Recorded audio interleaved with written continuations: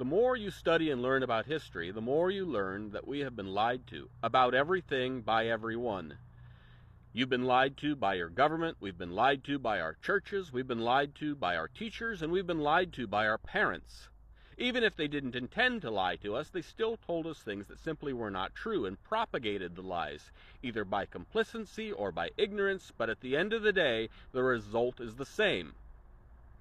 And this is fueled in anger, as the people today have access to information, and we are learning that we have been lied to, not just for years or decades or centuries, but we have been lied to for millenniums. We might stop obeying their orders and being their obedient servants. We might stop obeying their orders and dying in their useless wars. We might learn such things as it was Muslims that defeated the Roman Empire and not those northern pagan tribes you've so often been told, and how it was Muslims coming to Europe that brought women's rights to Europe.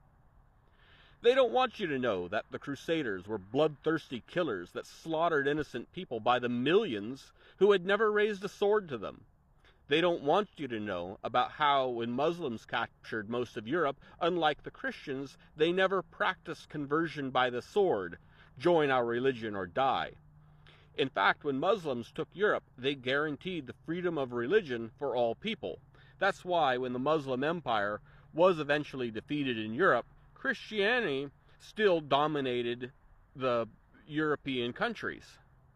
Muslims had never forced conversion.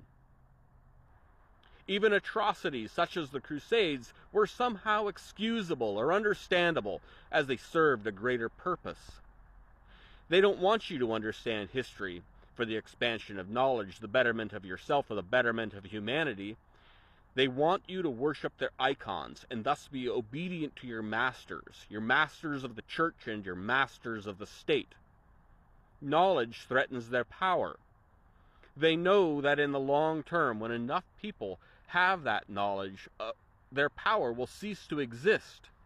The establishment holds itself as infallible as God, that their actions, no matter how insidious, are somehow righteous, and like that story of old, do not want you eating from that fruit of knowledge. These people are many things, but they are not stupid. The people who have manipulated humanity for thousands of years know exactly what they're doing.